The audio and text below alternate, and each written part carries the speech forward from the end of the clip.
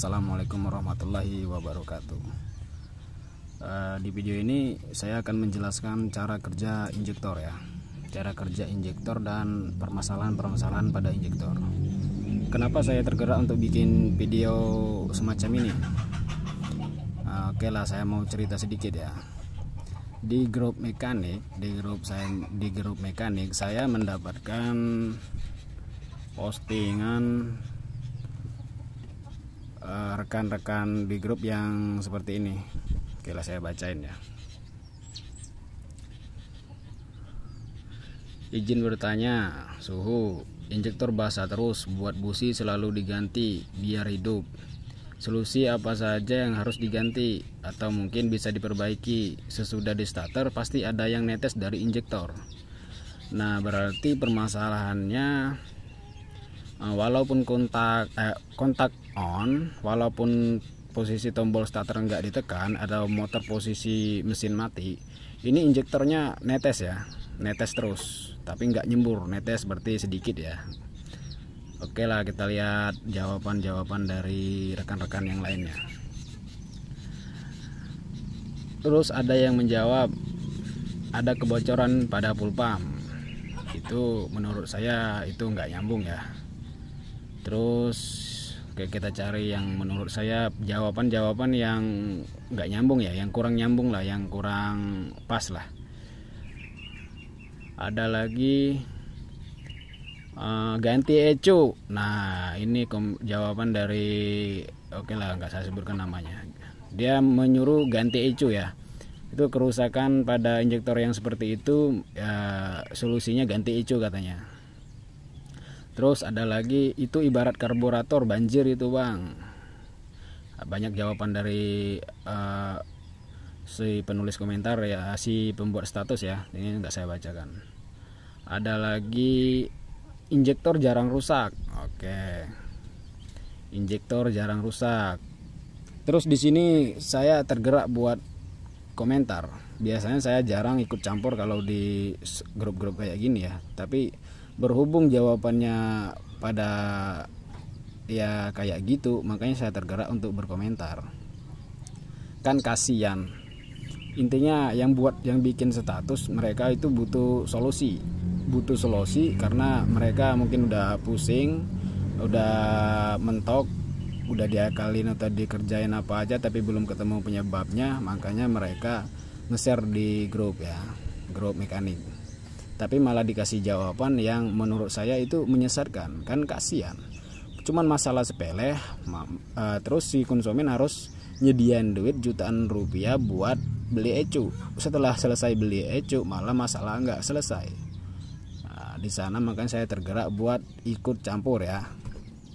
Terus ada lagi ganti rotak. Loh, ntar saya kasih penjelasan ya setelah ini ya. Terus mungkin injektor rusak. Bukan nggak semua jawaban itu menyesatkan kayak gini. Ini banyak juga jawaban, banyak juga yang benar, banyak juga yang hampir yang ada hubungannya walaupun itu belum tentu benar ya. Tuh yang terakhir nih, ada di bagian rotak ada semacam skep jarum sama pernya. Ini saya nggak ngerti maksudnya jarum skep sama pernya yang ada hubungannya dengan injektor itu, jarum skep yang seperti apa saya nggak paham ya. Ganti pernya yang agak kerasan sedikit, bolah saya nggak ngerti maksudnya. Oke lah, di sini saya tergerak menjawab biar si yang punya status nggak asal-asal milih jawaban gitu. Ntar ada jawaban yang ganti ECU, dia langsung udah buru-buru beli ECU, dipasangin ke motor konsumennya, terus kan malah jadi masalah. Makanya saya tergerak buat bikin status, buat jawab kayak gini. Mana ya jawaban saya? Banyak jawaban yang menyesatkan, terang-terangan saya tulis kayak gitu ya. Ini banyak jawaban yang menyesatkan. Nah, terus ternyata ada yang respon, Jimmy Rianto, oke ya, disebut nama saya, kasih jawaban yang tidak menyesatkan bang. Oke, dan di sini saya jawab. Ya. Mungkin saya langsung aja jelasin ke di sini ya, daripada saya bacain komentar ntar malah kelamaan durasinya ya. Di sini saya jawab, kita harus paham dulu cara kerja injeksi ini ya. Disebut injeksi itu adalah gimana ya bilangnya, injeksi itu kan ada banyak bagian tuh, ada full pump, ada injektor, ada sensor-sensor, ada throttle body, sensor TPS, dan segala macam lah kan, ada banyak bagian. Nah makanya itu disebut injeksi, jadi jangan salah paham ya. Karena banyak juga yang bilang, oh motornya berbet itu harus ganti injeksinya. Ya injeksi yang mana dulu, masa harus diganti semua satu set? Nah, jadi di sini kita membahas tentang injektor aja ya. Kita untuk mengetahui permasalahan seperti itu, kalau kita tahu cara kerja injektor, cara kerja injeksi itu perkara gampang ya, paling gampang. Di sini full pump, ya, ini full pump, pompa bensin. Begitu kontak kita on, full pump ini akan bunyi berdengung. Dia akan mompa sebentar selama beberapa detik. Mompa dikirim ke selang ini, terus selang ini ketemunya ke injektor ya. Ini injektor. Terus di injektor, ini injektor posisi belum ditekan tombol starter ya. Jadi injektor masih tertahan, minyak bensin yang di sini masih tertahan di injektor. Ya, masih ditahan sama injektor, belum dikeluarkan ke throttle body, belum dikeluarkan ke ruang bakar ya. Nah, di injektor ini nih, ini kabel, ada 2 kabel ya. Oke, saya cabut aja biar lebih enak.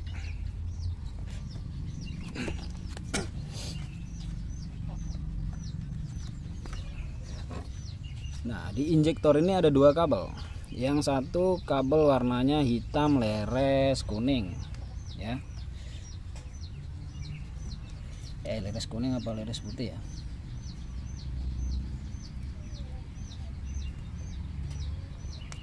Intinya hitam ya.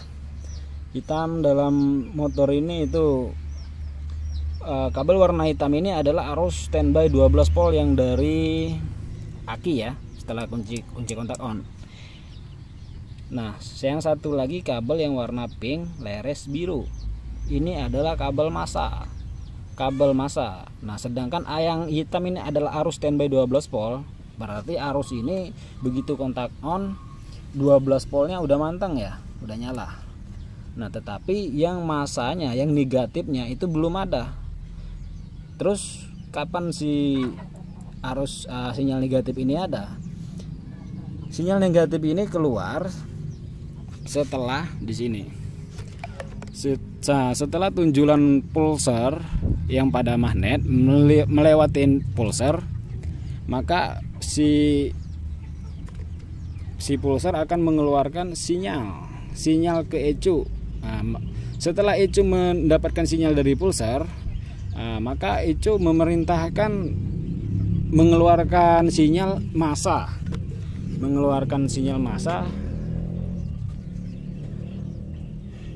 ke kabel yang warna pink leres biru ya. Nah, di sini sudah ada arus standby 12 volt. Lalu di sini dikasih arus massa, arus sinyal negatif. Maka injektor ini akan bekerja ya. Akan hidup. Maka katup yang ada pada injektor akan terangkat, akan terbuka ya. Itu ada lagi penjelasan lainnya tentang kenapa kok bisa katupnya terbuka setelah dikasih arus. Nah, itu mungkin dijelaskan di video yang lainnya ya, karena akan terlalu panjang durasinya. Nah, setelah injektor di sini mendapatkan sinyal massa, di sini sudah ada arus standby 12 volt. Jadi kedua kabel ini sudah ada arus, maka injektor ini akan hidup, akan bekerja. Katup yang ada pada injektor akan terbuka. Maka tadi bensin yang dipompa dari full pump ya, dari full pump ke sini yang tertahan di sini, setelah injektornya katupnya membuka, maka akan keluar ini. Yang ditahan dari sini akan keluar melalui injektor. Akan disemburkan ke dalam ruang bakar ya. Nah, setelah si tonjolan pulsar tadi melewatin pulsar ya, sudah selesai melewatin pulsar, maka sinyalnya akan habis.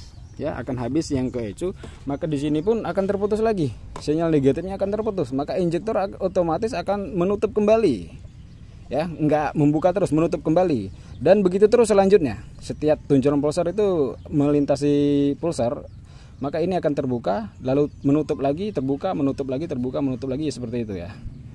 Nah, jadi kalau ada permasalahan belum ditekan tombol starter atau sudah ditekan tombol starter, injektornya normal ya, semprotannya bagus, kabutnya bagus, nah, tapi selesai motor udah mati tapi kunci kontak masih on, tombol starter belum ditekan, padahal tombol starter belum ditekan ya, intinya magnet ini belum muter, pulsar tadi belum mendapat sinyal dari tonjolan ya, tetapi injektor malah keluar bahan bakar dari injektor, intinya rembes gitu, ada tetesan seperti di status teman kita tadi ya, injektor menetes terus. Nah, itu berarti ada kebocoran pada katup yang ada pada injektor. Bisa jadi karena kotoran, injektor itu nggak bisa menutup sempurna karena keganjel kotoran ya, bisa jadi kayak gitu. Bisa jadi juga karena injektor emang udah lemah, nggak bisa memberikan daya magnet yang cukup kuat, walaupun sudah menerima arus dari 12 volt sama arus negatif di sini ya. Nah, itu untuk penjelasan cara kerja injektor. Terus permasalahan pada injektor ada banyak. Apa saja permasalahan pada injektor? Yang pertama, injektor jebol ya, bisa injektor jebol, bisa ada juga injektor mampet atau juga injektor mati, ada juga injektor yang kebocoran seperti ini ya, seperti di status teman kita yang tadi ya. Injektor jebol gejalanya seperti ini. Saya pernah mendapatkan injektor jebol pada Mio yang sering terjadi itu di Yamaha ya, Yamaha Mio G, Mio M3, itu injektornya sering jebol.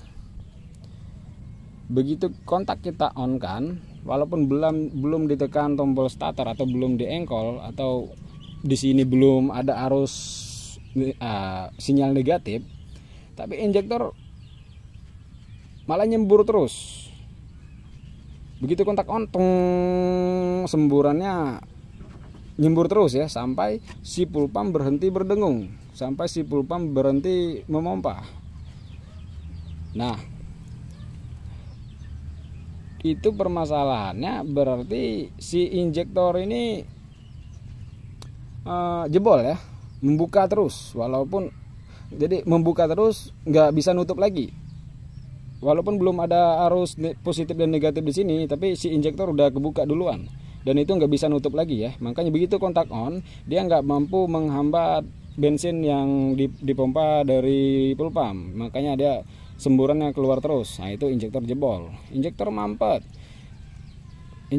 seperti ini contohnya. Nah, ini injektor kita buka ya, kita selah atau kita tekan tombol starter, yang bensin yang keluar itu sedikit.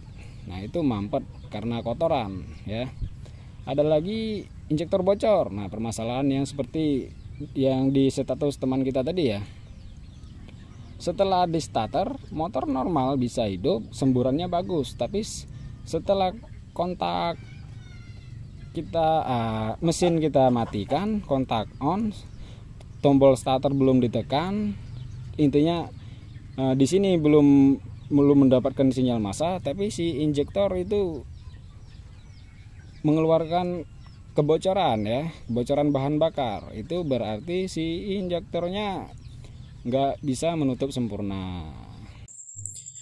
Biar memperjelas lagi ya, sekarang kita praktekkan saja cara pengecekan kedua kabel pada injektor ini ya.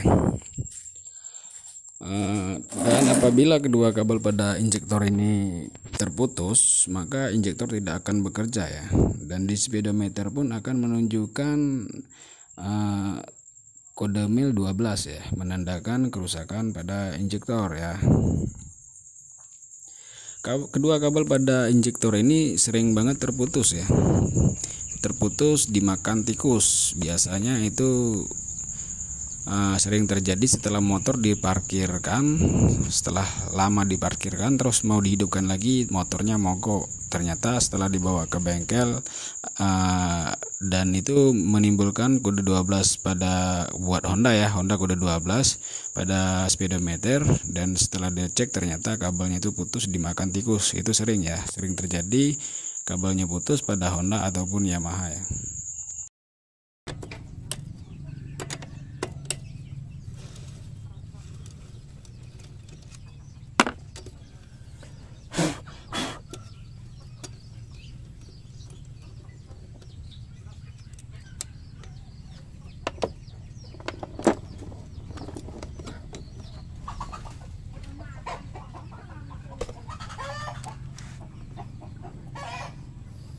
Untuk kabel yang warna hitam itu harus standby 12 volt ya. Kita pakai jarum pentul.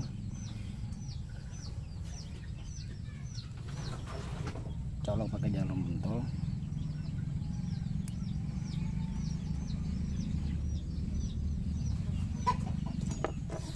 Untuk mengecek arus standby 12 volt pada injektor ini, kita menggunakan alat tes seperti ini ya. Nah, bolam tes ini yang dari lampu sen, bekas lampu sen. Oke, yang kabel warna hitam sambung ke satu kabel pada bolam tes, terus yang satu kabel lagi kita sambung ke masa, lalu kontak on. Nah, kunci kontak.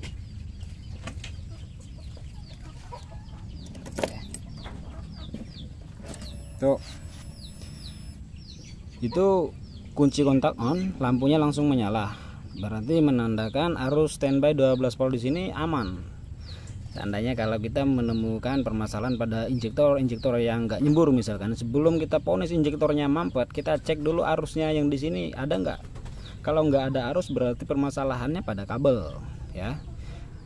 Cek dulu kedua kabel ini normal nggak.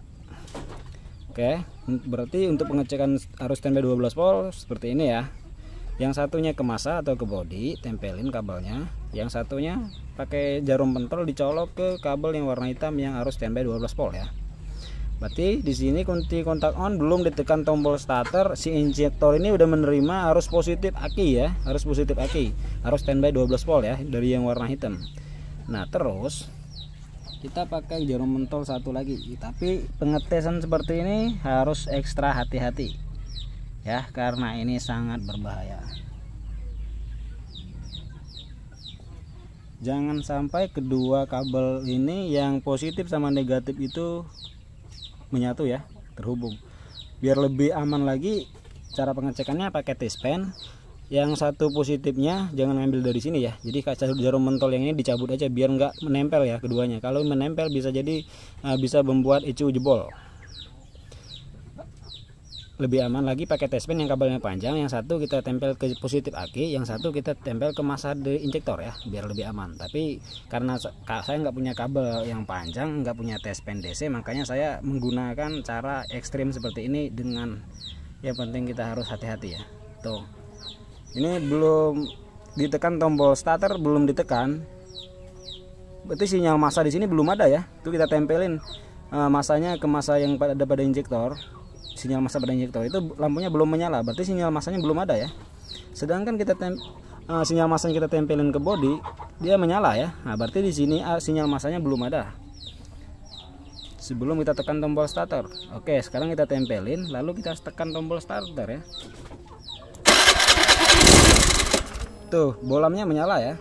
Berarti setelah si pulser melewati tonjolan pulser melewati pulser, lalu pulser mengirim sinyal ke ECU, lalu ECU mengirim sinyal massa lagi ke sini ya. Nah, ke sini.